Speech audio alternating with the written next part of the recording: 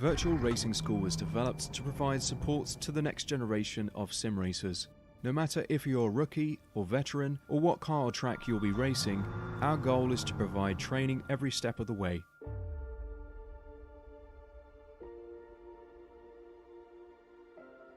We found that iRacing can be quite difficult without proper training. There needed to be a way to prepare for on-track racing. With VRS, you can literally learn from the best sim racers in the world, including four-time NASCAR iRacing World Champion Ray Alfala. And Ray Alfala is a four-time champion of the NASCAR Peak Antifreeze iRacing Series. Three-time iRacing Grand Prix World Champion Martin Kroenke. Martin Kroenke becomes a three-time world champion. Rallycross World Champion Mitchell de Jong. Mitchell de Jong is now champion for the iRacing Rallycross World Championship Series. And many other top sim racers. Data packs include everything you need to start learning. Our World Championship coaches create the data packs by setting a hot lap or a series of fast laps for you to compare, analyze, and replicate. Data packs also include a tutorial where the coach points out techniques they use to hit the fast lap. This gives you access to the latest driving techniques and setups before you even hit the track. Sign up for a free account and download the VRS telemetry logger. With this application running seamlessly in the background, your laps automatically start syncing to the VRS website. From there, you can analyze and compare two laps of your choice, whether it's your data, the coaches, or your teammates. VRS will automatically target improvement opportunities so you can get up to speed even faster. VRS also makes it easy for you to request and schedule one-on-one or group coaching sessions. These sessions can range from 30 to 90 minutes, and you can select the car, track, and setup combination of your choice. Visit virtualracingschool.com today to sign up and get started.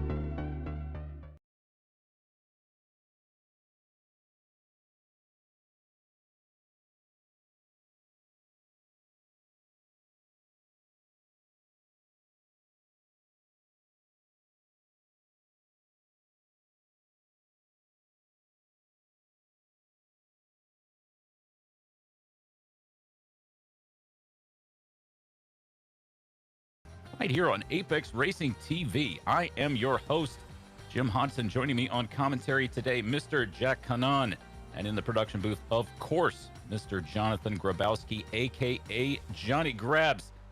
Quickly, I just want to say this is most likely my final regular broadcast with you guys, and I want to say a heartfelt thank you to Stevie Ray and the rest of the series organizers, to every single driver, to the sponsors, and of course to my colleagues. I've been getting a little bit busy with real life, in quotes, commentary opportunities in other areas, which is great news, but it does drag me away from the Weekend Warriors. Nevertheless, I still describe myself as the series' biggest fan, and it remains 100% true, and you will see why today. To business, we have a slightly different format, open qualifying, and a 35-minute timed race, and no pit stop, Jack, so that should please some folks, yes? Yeah, I think it will, but it's also going to mean that the guys are going to have to save fuel. It depends on on how much fuel they're allowed to put in the tank. I'm assuming they'll be allowed to put in as much fuel as they can. We haven't heard if there's a fuel limit or not. I'm assuming not, but it should be a straight run to the finish. So now we'll be able to see the difference between no pit stops and a pit stop. And I am actually interested to see how this goes now. Here at we're at Indianapolis, by the way, the road course, which is the scene of many a great race.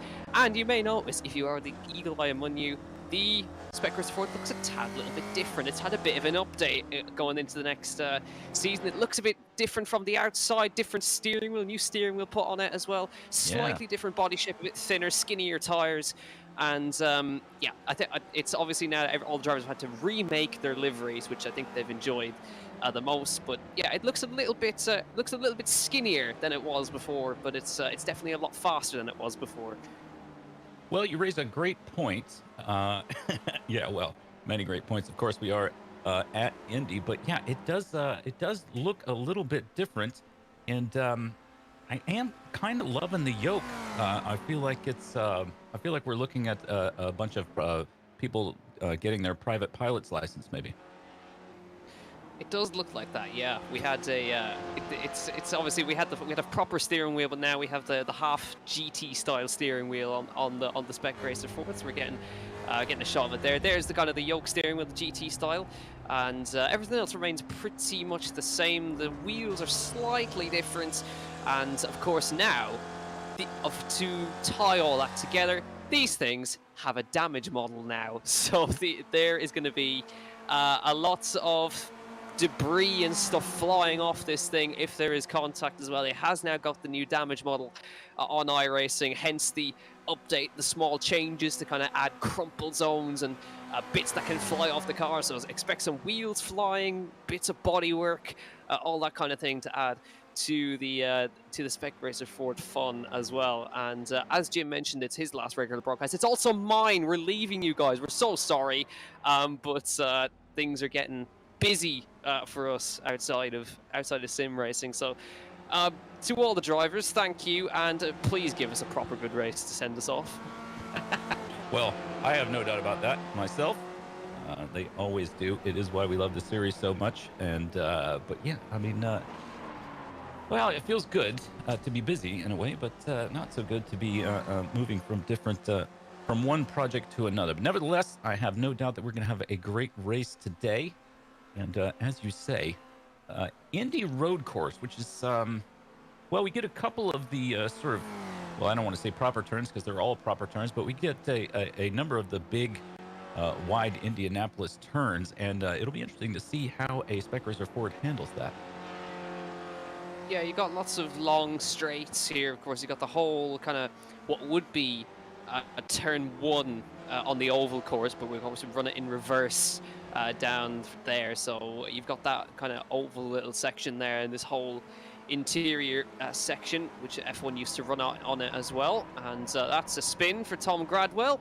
And of course, he's the reigning champion now, Tom Gradwell, with the Masters category. So he's carrying that forward into the next season of this series. Of course, if you're unfamiliar and you're just tuned into the runoffs, there was a whole series before this, SRF Weekend Warrior series, which of course ran for the whole iRacing season, 12 weeks, and week 13 is always the runoffs because there's normally some changes, and it's also the time we get to see some new guys hopping in to have a go in these things as well. And we have, of course, the reigning champions from that series. Tom Gradwell, who is the Masters category winner, of course. Aero Nom, the Spec 1 champion. He's at the top of the list, as always. Rapid driver. And we not seeing Simon Meyer here, but he is the Spec 2 champion from this season as well. But no big surprise to see Aero Nom up at the top of the list. Florence Arabian in second, 3/10 back, and Bobby West a further 4/10 back from Arabian. So looking like Aero Nom has got his pace down to the T, as he always does. And well, now Aero Nom's used to strategy. Now it's just a sprint race. Let's see how he gets on in this kind of format. Yes, well, things certainly do get shaken up with a sprint race from time to time. Not mentioning any names of other series. There's Florence Arabian stopped on the track for some reason. But folks, if you are fans of the series, and if you're not, what's wrong with you? Then you'll notice that the cars do look a little bit different today. We did mention that a moment ago. But if you're used to seeing some of these liveries on track and they look a little bit different, it's because folks just haven't had time to get around to making new liveries for themselves. Only a few of the drivers were able to get to that this week. Of course, everyone has a busy life, and it's good to, of course, have a busy life as we go through one of the sort of iconic turns. And in just a moment, you'll see this car, Doherty, drive himself across the bricks, across the timing stripe, and he'll complete yet another lap as we're just about 17 and a half minutes through this open qualifying session. And yeah, no surprise that some of the names at the top of the timing tower, of course, Nam Arabian is in his characteristic purple purple protest car. And you wonder, Jack, you know, he chose a purple sort of livery for himself, an all purple livery for himself, and it was in protest. And you wonder if he'll jump on board with the new car and make himself a proper livery or not. Although, well, who knows? Who knows with these drivers? Yeah, I think Forens might actually be used to that livery now. I think it's actually one of the easiest cars to pick out on the grid. So Forens's purple car is always up there. So let's see if he's going to keep it or not, or if we're going to get some updated liveries. Some guys have managed to update their liveries quite quickly, but a good chunk still have some work to do in that regard, as they just come into the end of open qualifying now, which is unusual because normally we actually don't get to see qualifying in SRF. It's always set before we get to there. So this is what normally goes on in the background before we get to the grid. But well, looks like we're going to get a familiar face up at the top anyways, even if we are seeing this as the timer's now going to tick. So this will be the last laps for anybody who's out on a time lap right now. And Aeronom on a 39.227 is the fastest man. Forens Arabian 3/10 back, Bobby West 4/10 back down. Sadro P4 at the moment. He's the lobby host for today, actually. Thank you, Dan. And Bobby West, who had a good end to the season last time.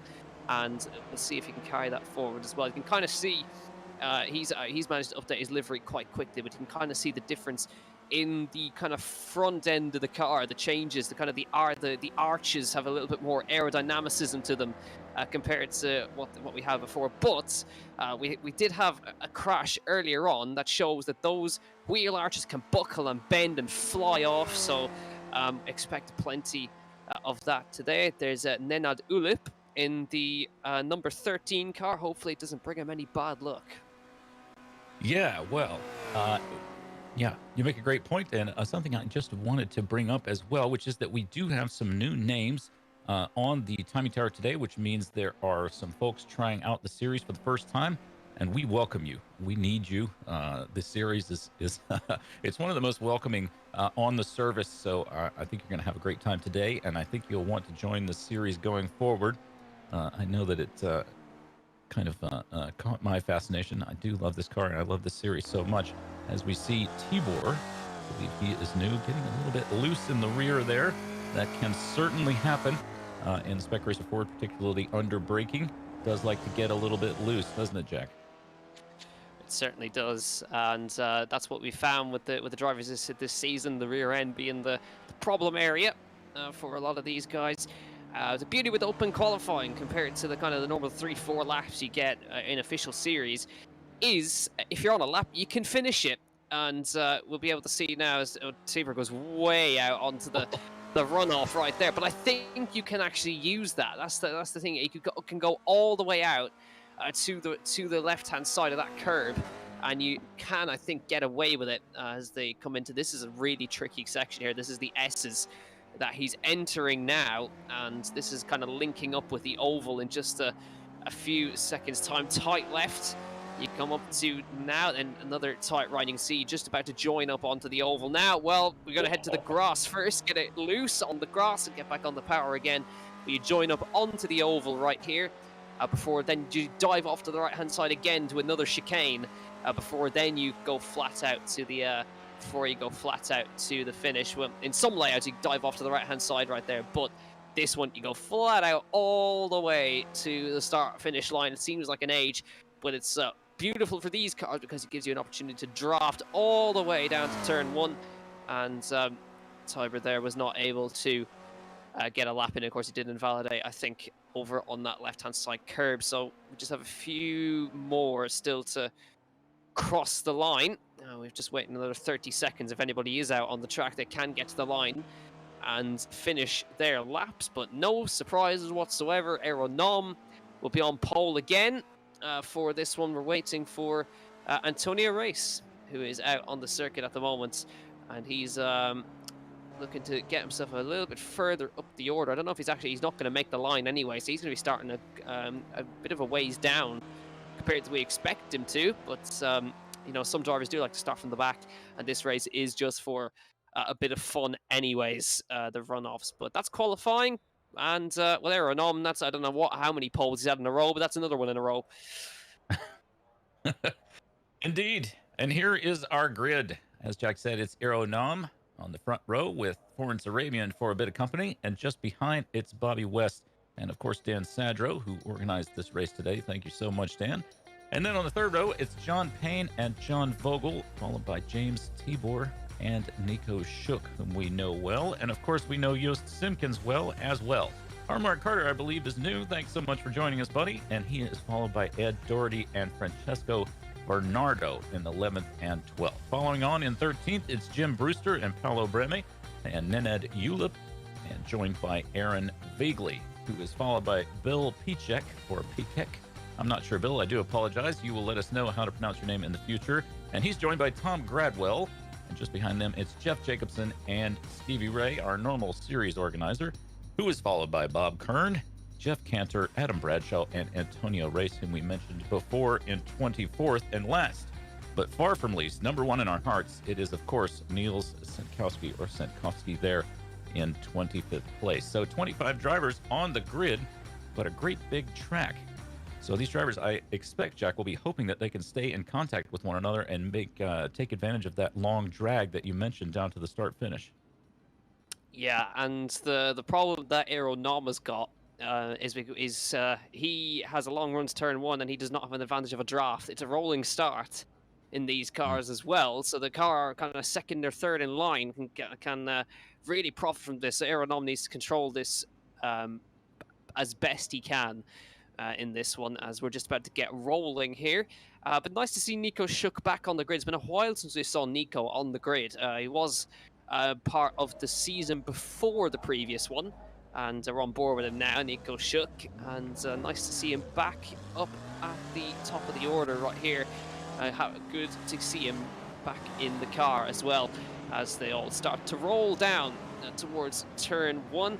And well, there's two cars you can pick out very easily from this pack. Number one, Florence Arabian in that very purple car. The other one is Dan Sadro. You can pick him out with a large sad face on his car. Yeah, front and rear, Dan Sadro's got that sad face. And I believe one of them might be upside down, so you can view it if he manages to flip his car. Now, of course, normally, speaking of flipping cars, normally in this series, at the end of the race, we do have a sort of a demolition derby, and it will be interesting. This will be our first race with the new damage model, so it'll be interesting to see after the race what that does, how the cars behave. Normally, they're able to smash into each other time and again and continue the demo derby, but it'll be interesting to see how that works out. But yeah, I just remember, Jack, what it was that Florence was protesting with his purple car, and it was that we're not allowed to have on the broadcast logos for which the drivers don't have permission to display them. So he wasn't able to use his, previously had an old Jaguar livery, as I recall, but didn't have permission to use those logos. So they couldn't be on the broadcast, and I think that's why he chose that purple livery, and it looks like he might decide to stick with it. Yeah, it's kind of become a staple now as that purple car. So it'd be a shame to get rid of it at this moment, at this point for Florence Arabian, if he wants to keep it going forward. Very easy car to pick out amongst the sea of red, black, and all these different liveries that are on the grid. He's even got purple wheels on as well. Never mind the purple body, he's got the purple wheels on the car as well. And yeah, so he's going to be going from P2 in this race. vRunoffs alongside him with that Go Faster flames on the side of his car. That's I don't think he particularly needs, but they look good anyways. Now rolling up to the what would be turn one on the oval. It's the final corner on this layout.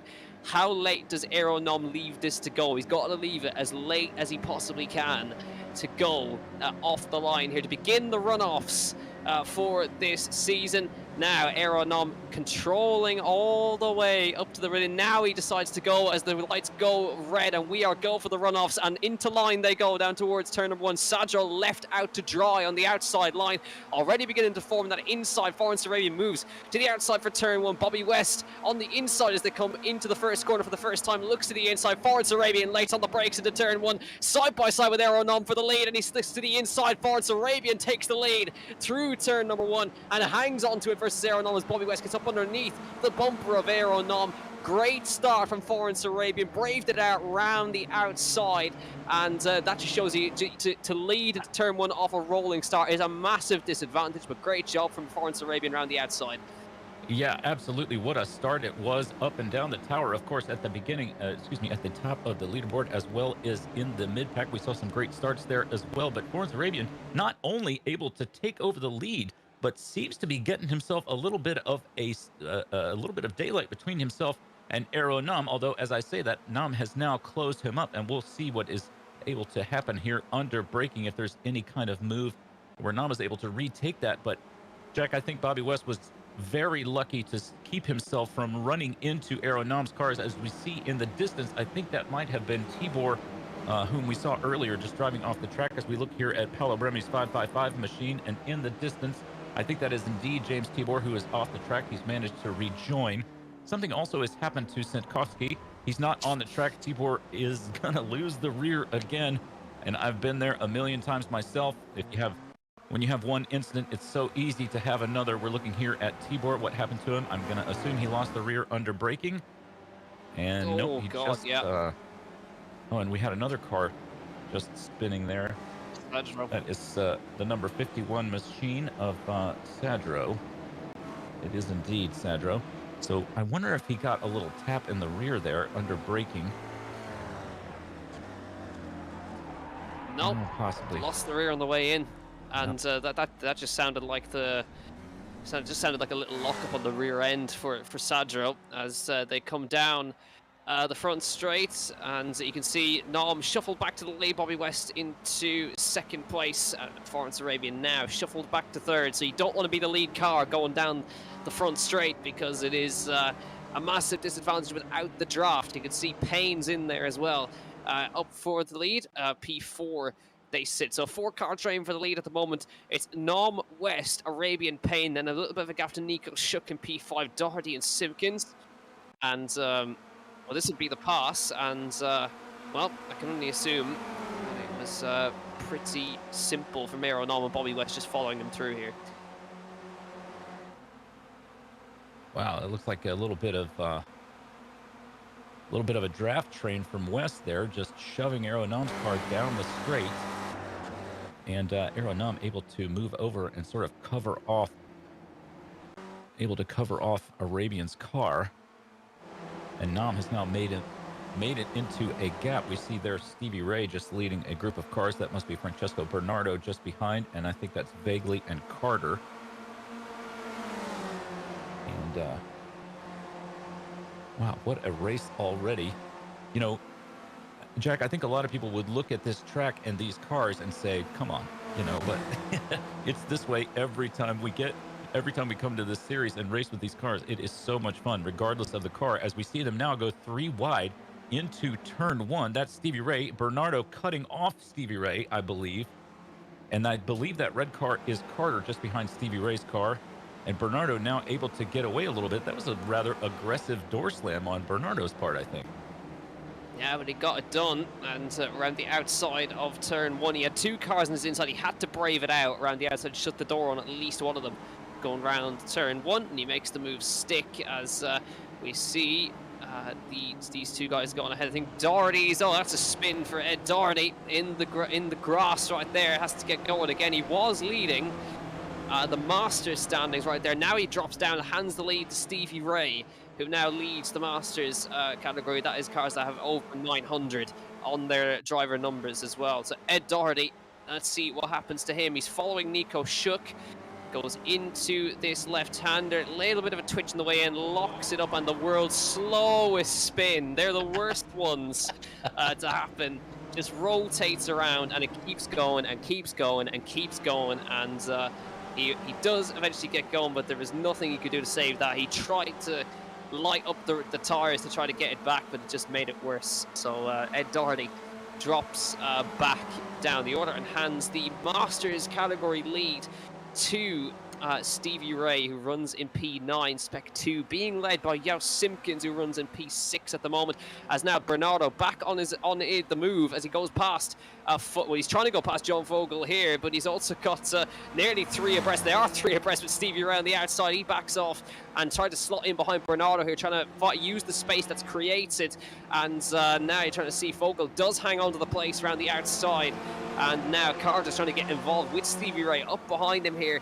And 4 cars going for this P7 position, nearly 5, as Figoli is also in there as well, as Stevie Ray tries to get himself a little ways further up the order, but he is in the lead of his class at the moment. He's got Carter on his outside now as they head to the next section, but he does manage to hang him behind as Carter goes wide into the corner to try and get a cut back line. He's not able to do that, and he's now going to have to go again, but you can see now Figoli is also all over the rear of Carter as they come up to turn. Not a great exit from Stevie Ray there, and you can see here comes the number 18 car on the inside into the left-hander.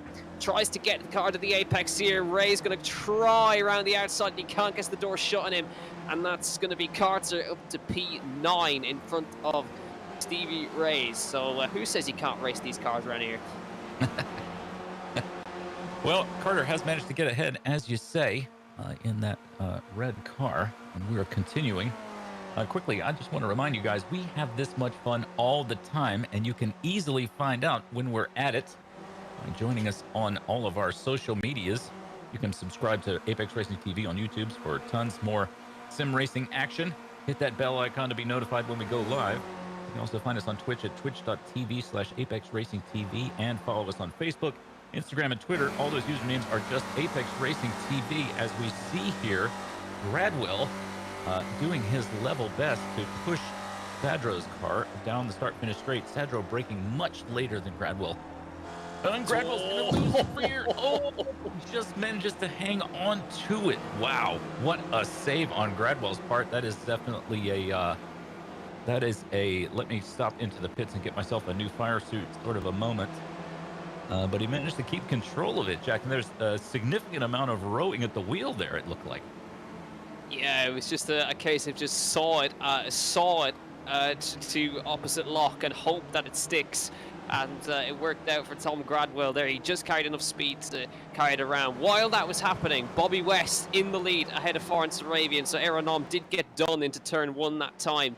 The draft effect is super good in these cars, and even from the kind of 5-6 tenths of a second back, they were able to get past, and Aeronom shuffled back to 3rd place. And you'll see now Bobby West making the move into turn 1 on Aeronom, and followed very closely by Foreign Sarabian. So let's see maybe if Bobby West can get himself a victory in the runoffs before we head to the next season.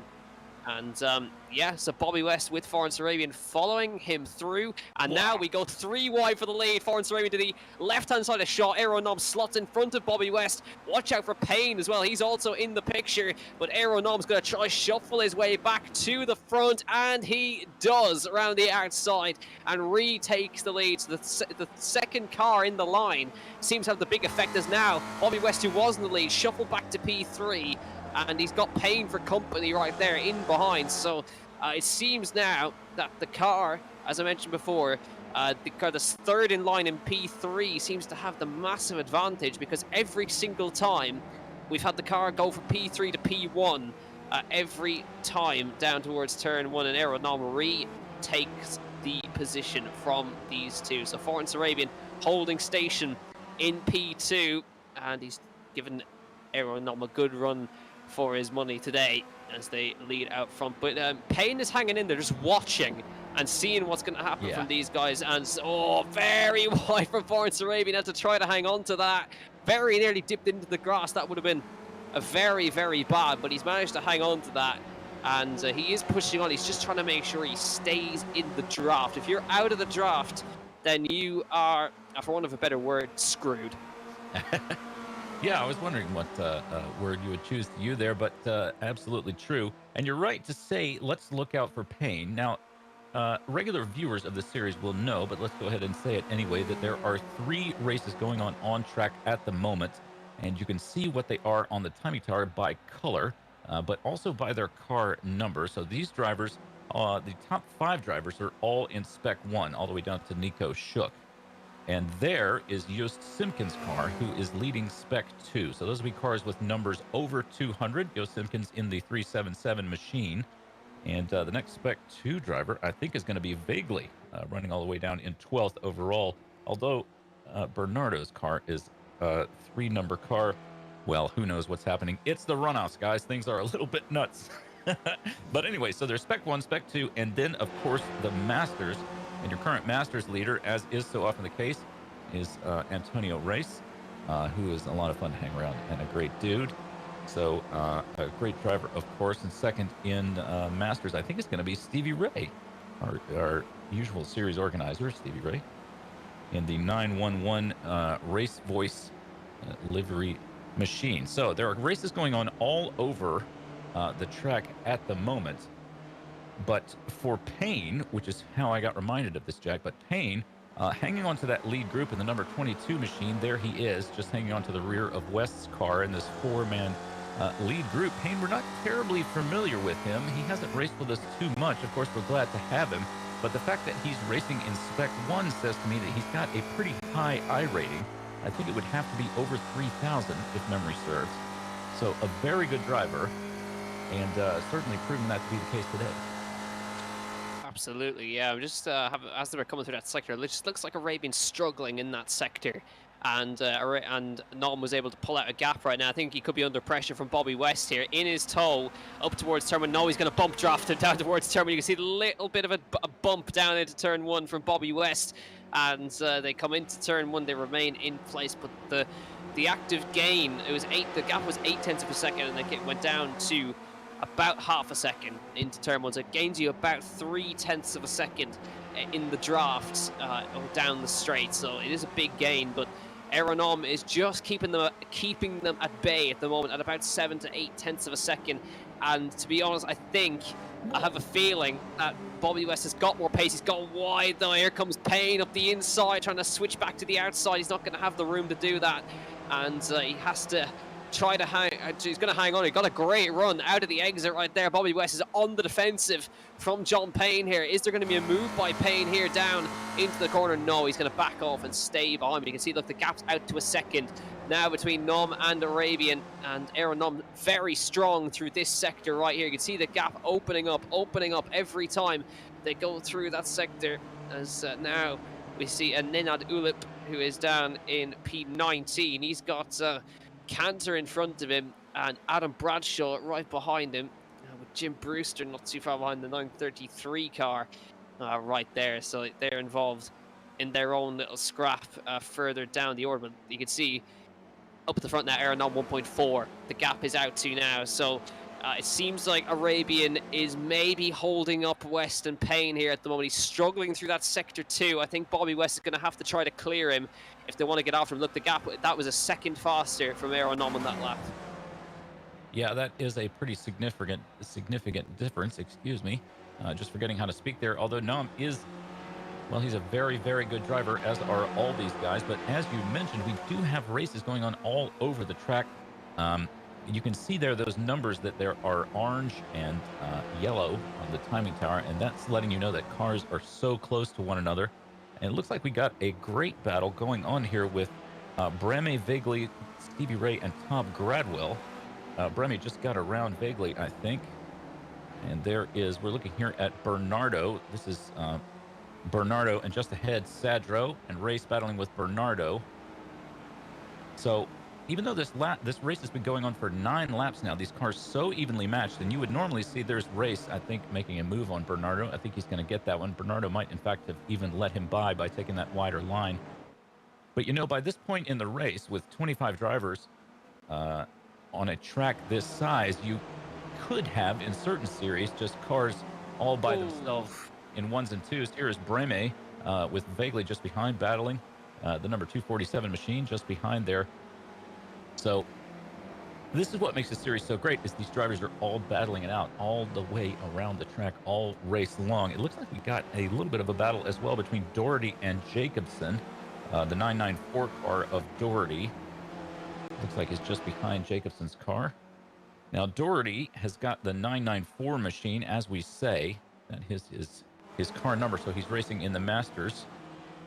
But still will be racing Jacobson, of course, for overall position. And there looks like a giant train there with Ulip at the front and going all the way down to Cantor with cars from various different groups all battling it out. But anyway, all this to say, guys, if you're watching this and thinking to yourself, that looks like fun, well, it is. That's a simple way of putting it. It is. It's just as fun as it looks. And you can see now Florence Arabian with a different car behind him. John Payne up to P3 in front of Bobby West. He couldn't sit behind very long. Look at Aeronom 2.4. He's gone. Aeronom up the front. These guys are not able to stay with him. So that's obviously Aeronom was holding back and maybe teasing them a bit, because he has left them on the road 2.5 seconds back. And Florence Arabian is trying to stick with him here, but it's this sector right here that Aeronom is so strong in that they're just not able to get close to him. He's broken the draft range as well. He's not got any problems from people getting drafts off him behind. So he's got clear air. He doesn't need to make a pit stop either, which is obviously to his advantage as well. And he's going to be just controlling the pace out there. Florence Arabian sits P2. John Payne P3, Bobby West right behind him as they come across the finish line to begin their 11th lap around this circuit. Is Bobby West going to go for the move again, going to swap around with John Payne, and you can see Aeronom is the only man still in the 39s at the moment. Bobby West slots to third as they head into turn 1, and not really a fight put up by John Payne that time. And Aeronom consistently lapping in the 39s, these guys in the 40s. You can see a couple of guys further down are also in the 39s, but they are in the draft. So Aeronom is doing this out of the draft as well, in the 39s, outside of that draft, which is very, very impressive. These guys have got to try and pick up the pace, but I think they've let him get too far ahead for them to really have a chance of getting him. It's going to take Aeronom making a big mistake, going off the road or something, for these guys to catch up to him, because once Aeronom gets out of draft range, good luck catching him. He does sort of have that ability, doesn't he? And Florence Arabian does as well. The only problem for Florence is that West and Payne apparently have that very same ability. Now, I will say, I've said it before, I'll say it again, that if you are on chat before the race talking with these guys, Florence Arabian is one of those guys who is there to help you with any sort of questions you have about your line. So it will not annoy him at all to have those guys to race with, even though they are will be happy to take that place from him if they can. His philosophy of the race is to help people along and have as much racing as he can. So he'll be pleased to have those two cars behind him, although, of course, he will race them as best he can. Looking here at Joost Simpkins, and that is going to be Sadro and Race just behind. Race taking a much wider line than Sadro. I wonder about the wisdom of that. Of course, I'm not Antonio Race, so he'll know better than I do. But here he is low now and is going to see if he can get a tow up to Simpkins. He certainly can. So now Race is going to try to thread the needle, and it looks like he's managed it, but we'll see what happens when the cards all come due. When they come down here to turn 1, Race will stay ahead. Nobody goes around. Great move there from Race, but I think it just further illustrates, Jack, what you were saying a moment ago, which is you do not want to be the car in the lead of any particular group when you come around that final turn onto the straight.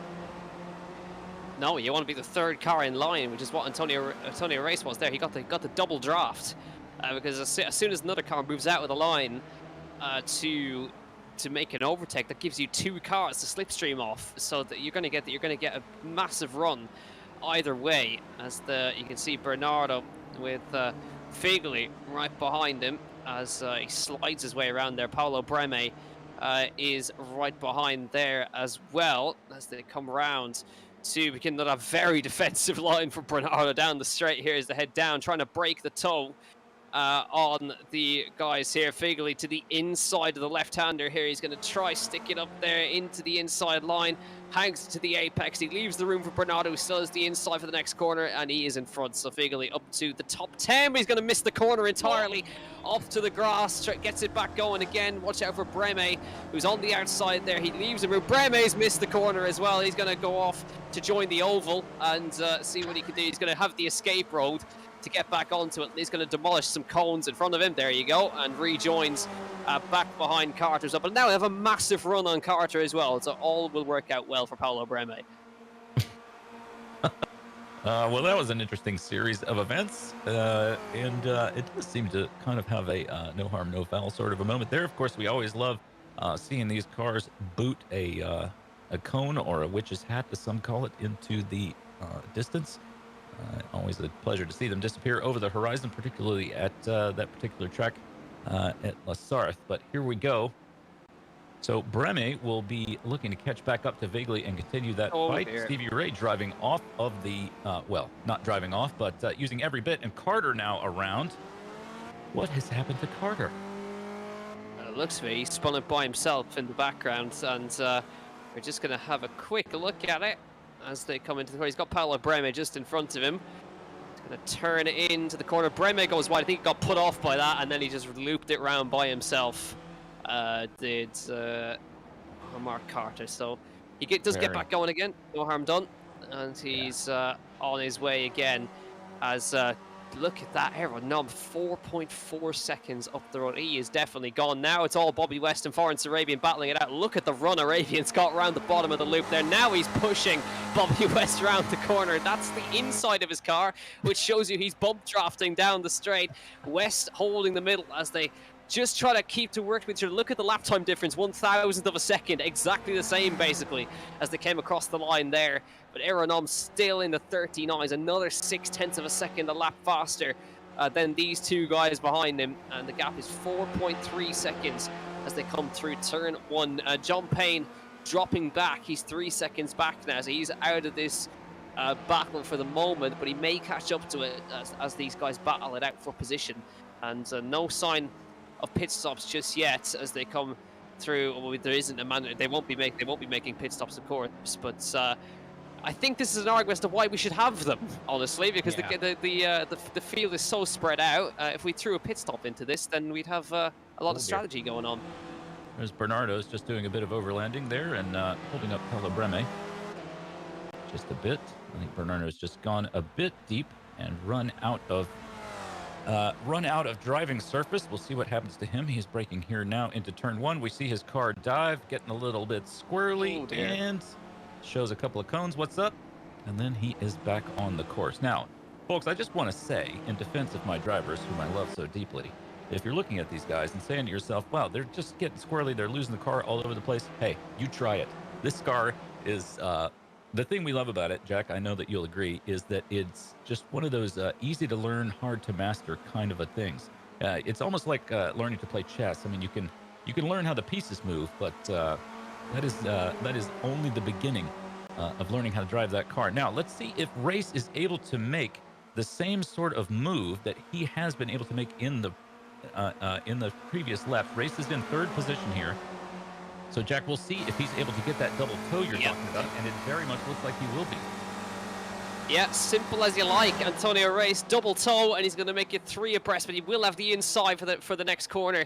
And he's got Fogel trying to make it now. Back to 3 wide. Race to the inside of this one. He's going to have a very shallow line. He's going to tap Fogel around. And that was very, very tight into turn one. Very unfortunate for them there, and Antonio was as tight to the inside as he could possibly get there.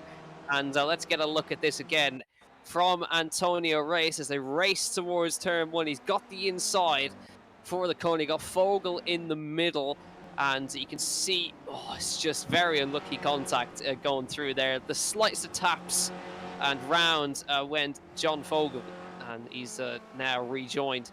But Race got the double toe again. And I did notice while that was happening, Bobby West had a mistake. He's dropped down to 4th, and he's now by himself as the whole field now is spread out. And let's see what happened to Bobby West here as they entered this sector. He's pushed it wide and just rotated into the grass. He saved it from spinning, but just carried too much speed into the right-hander and just slid himself straight off the road. Did well to save it from spinning though, but he's dropped down to 4th, 2 seconds off the back of Payne. Yep, if I know this car, and I do a little bit, or previous versions of it anyway, that looked to me like a put both feet in, prevent a spin kind of a thing. And you can prevent a spin, but it doesn't mean you're going to be able to stay on the tarmac necessarily. And West went off, Gradwell off once more in the 909.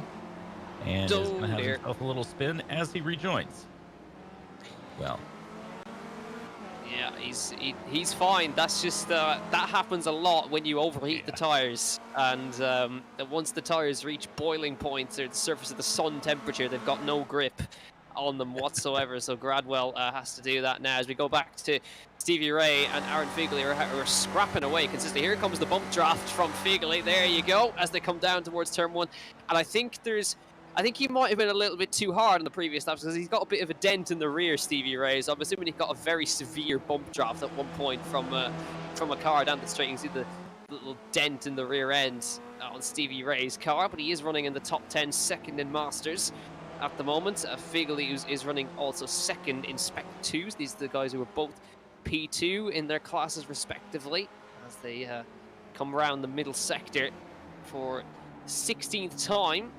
And a little bit wide with Stevie Ray, but that'll set him up nicely for the next corner as he can defend against Aaron here as they come round the next corner. But look at that run from Figley on the inside, so he's going to get the run down towards the left-hander, and Stevie is going to hang to the inside as much as he can, but he is going to be in front as Figley backs off down into the next corner. Doesn't want to go for the overtake. He's happy to sit in the draft and stay with Stevie Ray. Paolo Brami 1.8 seconds back from these guys. Very wide, a little bit of contact between Stevie Ray and Figley as he tries to come back across the racing line there, and that was very tight as they came round there. Now Figley's going to have the draft onto the oval as they come round, joining up in between turn 1 and 2 in Indianapolis. And you'll see now the draft effect. He's 0.3 of a second back as he joined. Now it begins to drive him forward up towards turn 1, and you'll see now he's going to just dive out of the draft for a moment, but he's got the overspeed and he's going to continue to just get closer. And now he's alongside as they come towards turn 1, and he will be in front in the braking zone as Figley gets right back past Stevie Ray. And that is how powerful the draft effect is in the Spec Racer Fords as he beautifully rides that curb in through turn 1, almost uses it to bring him around the corner as a little bit of a almost like a train right there. Got it up on top of the curves and used it to slide his way around the corner. Yeah, well, this is one of the closest battles we have on track at the moment. The other being, of course, this... oh, dear. Carter's gone around again, it looks like. Same corner. Had himself a little bit of a... doing a bit of overlanding there is Carter. I'll have to get himself one of those rooftop tents that they put on those overlanding cars. Well, no, I lied. He stayed on the tarmac, so he is pointed the wrong direction, but it's not overlanding, and now it is, though. And he'll just go across the beach there as well. Get those tires nice and cool. And there is Brewster, whom we saw momentarily in the 933. We're just hearing from producer Johnny Grabs that one of our drivers whom we love so dearly, Yangshi Lin, has asked if maybe Nam can receive some mid-race ballast. Jack, I don't know how you would do that unless, I don't know, I guess teams could have like a jug of water that they drop into the car as it goes by the pit lane, maybe?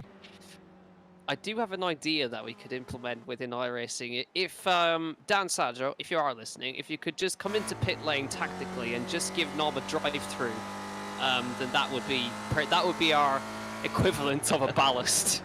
Just to give, get him a black flag, just wave a black flag for an aero Nom and get him a drive-through and see what happens. That's the only way we're going to slow this man down.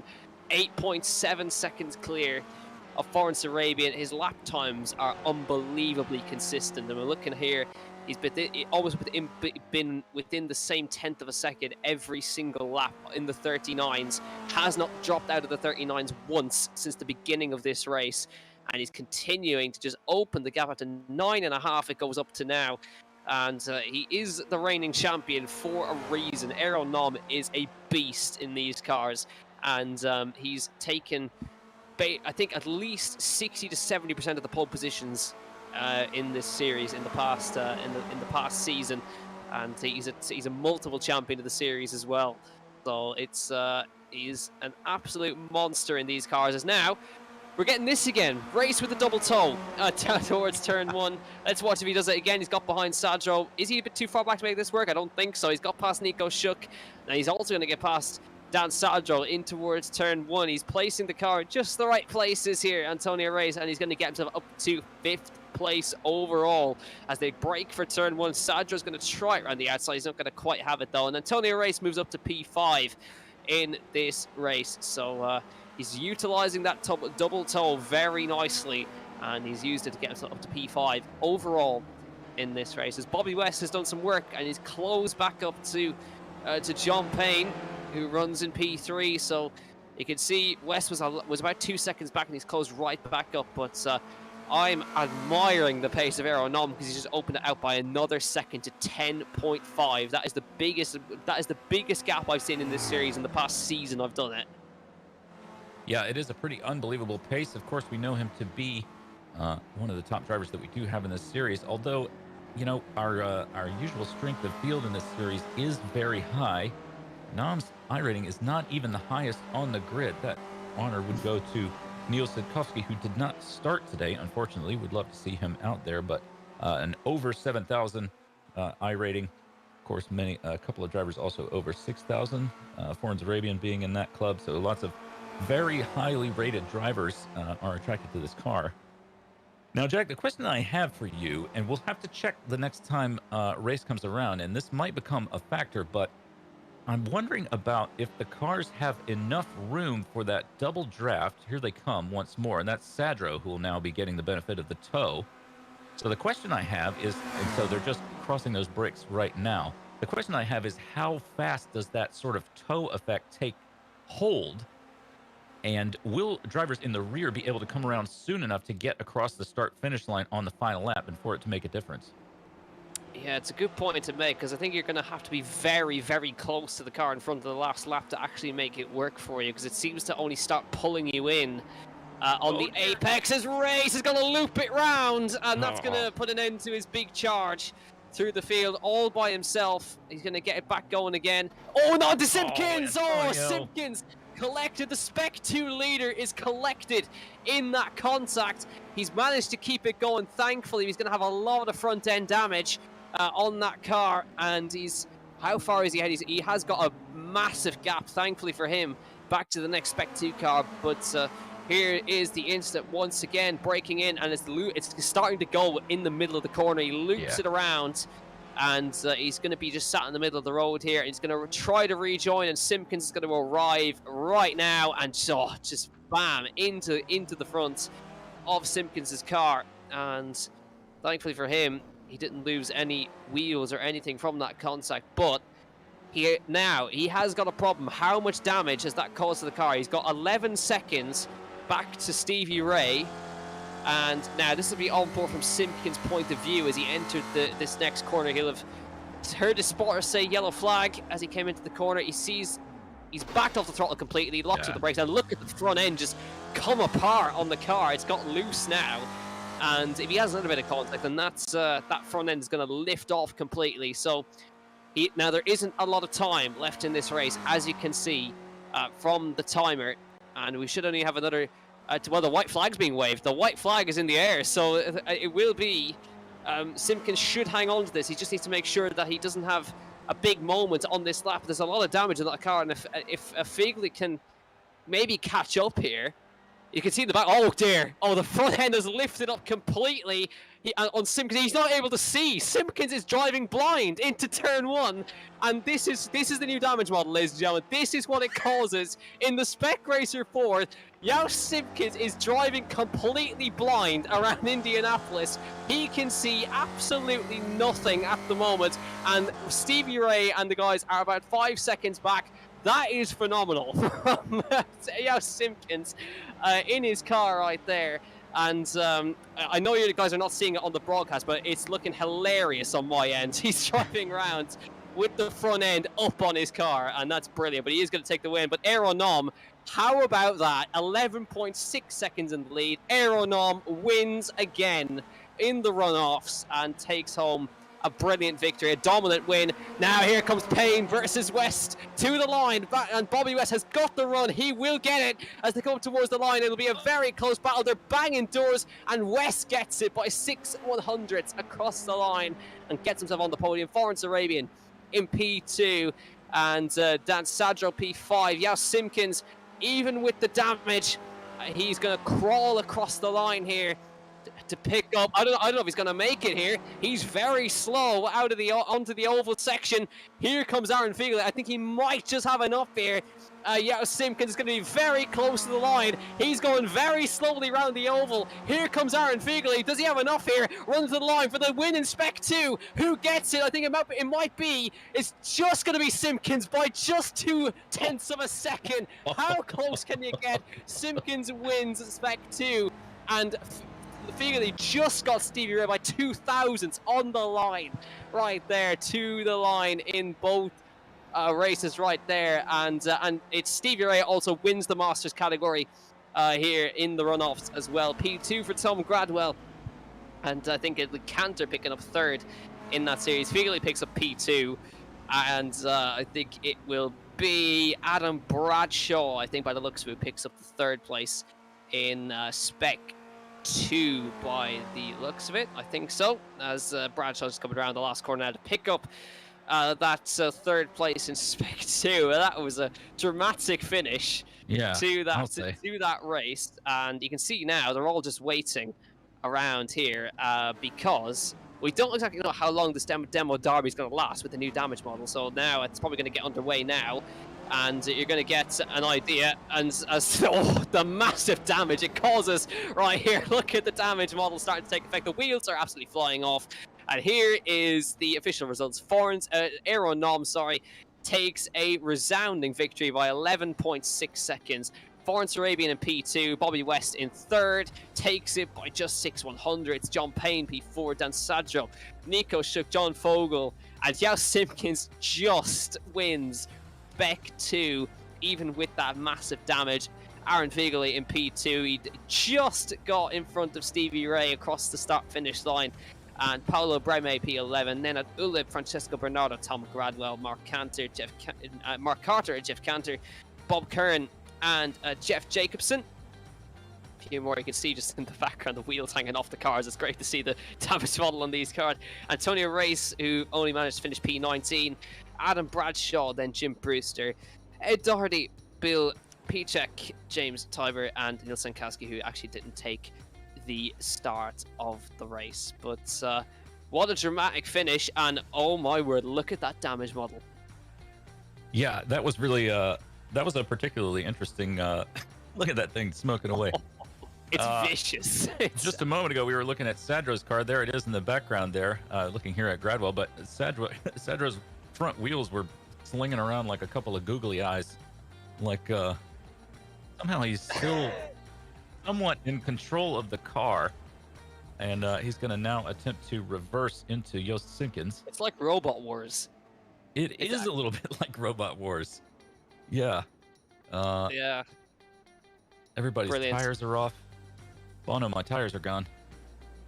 Oh well. It gives a new meaning to Bono, my tires are gone, as Bradshaw just breaks his wheel off with the contact with Gradwell there. But you can see now that is the damage model you have to look forward to for the next season. You see all the bodyworks all flying up.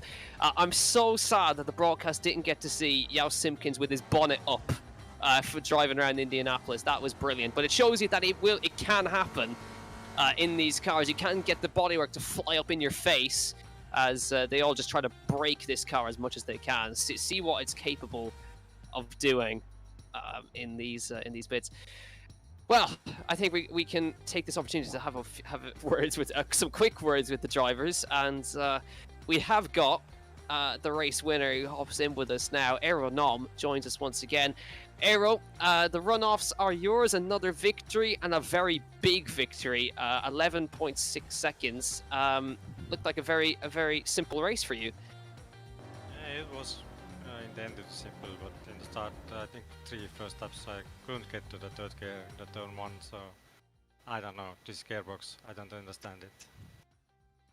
So you obviously managed to figure that out in the end and won by 11.6 seconds, one of the biggest winning margins outside the series. But we're heading into a new series now, Aero, and can we expect you to be joining this one? I know I think you were on the fence about joining it for this season, but can we expect you back? I think I have to see you next week. I'll probably be here, but yeah, I don't know. I have to practice the gearbox, I don't understand, like I said, even if after the race. Okay, so some things to work on for Aero Nom, but obviously now the car is a little bit different in the way it looks, and the damage model is now on the car. It's obviously it's a little bit of a change, but the damage model I think would make wheel-to-wheel racing a bit more interesting. Yeah, I have to see. I don't know much about it, but like I said, the gearbox change is the biggest thing. All right, interesting to hear from Aero. Obviously, a big victory from yourself today in the runoffs. We're not sure if we're going to see you in the series, but anyone you'd like to give a quick thank you to before we let you go? I'd like to thank all the admins and Daniel for putting this race up here, and every driver and you guys in the boat. Well, Aero Nom, congratulations on the victory in the runoffs, a big victory in the runoffs, and hopefully we'll see you soon. Yeah, thanks guys. So interesting to hear from Aero right there, that even he was still trying to get used to the car, trying to get used to the gearbox. Seems to be a big change. Yeah, you wonder what he would have done in a car that he was completely comfortable in. Yeah, that's where I think what he said was he couldn't get to third gear out of the second corner or something, that he wasn't able to get traction out of it, but eventually he managed to figure it out. But still some things to work on. Even if you are a multiple champion of the series, you still have things to work on. Yep, well, like I said, easy to learn, hard to master, even for a master. And it looks like we have a couple of other drivers waiting here. Let's see. I think we have time for an interview or two. Let's try again. We have just a few minutes, so let's drag in our series organizer. And it looks like he might have won the Masters today, Mr. Stevie Ray. Hey guys, how you doing? Well, we're great, buddy. Congratulations on your win today. Unfortunate to see what happened with Antonio, of course, but you must be feeling accomplished. Yeah, that was a lot of fun. I started like 20th or something, and the first lap made some good passes, and the seas parted, and I think I was up to 10th after one lap, and then kind of hung around there for a while. Antonio went by, and I thought, okay, there goes that, and then he had an issue, and I was surprised and collect the old farts win. Yeah, you were having a little bit of bumping and gunning on the start-finish straight there. It looked like you were getting shoved around a little bit, and your car looked a little bit worse for wear. I'm trying to remember who it was you were battling with, but I'm not sure if that was Aaron Vaguely and Vaguely. Myself. Yeah, we had a good battle going. Yeah, it looked like you were getting a little bit of bump draft there. Yeah, a little bit, and I gave it to him a little bit. I don't know how these cars held up. It'll be interesting to see the replay how they did, but the demo derby was a little different. But these are a ton of fun every season. Dan's been putting it on for a while now to kind of blow off some steam and just have a little fun and bring in some people from other leagues and cars and stuff. So it's just a great way to close out week 13 and get ready to start a new season. Yeah, absolutely. Definitely looking forward to a new season. But, well, a great result for you today. As you look forward to the next season, do you have any predictions, or just keep on chugging along, or how do you feel? Yeah, I think we keep on chugging. I can't even remember too many tweaks we're going to make. Just the way we set it up a little bit will be different. Instead of tournaments, using the league and all that kind of stuff. But that's kind of transparent. So we've done pretty good. I think participation should ramp up coming this season. We get past summer and had some more interest from some of the guys. So looking forward to it. Yeah, well, as are we all. Stevie Ray, our usual series organizer, thank you so much to you for all your work. And this is a ball. We love it so much. And great to have a minute to speak with you. Anything further to add before we let you go? Nope, just a huge thanks to Dan for having put these on for a while now, and for Race Voice for our sponsorship every season, and said they're coming on board next season again. So that's all set.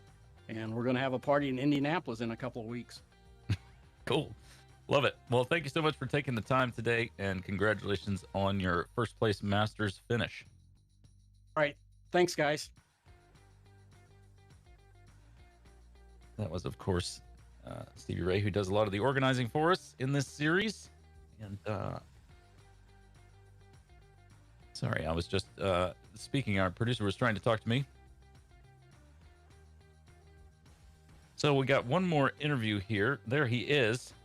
It is Bobby West. Bobby West, do you feel like the series rising star? That's kind of how it looks from my seat.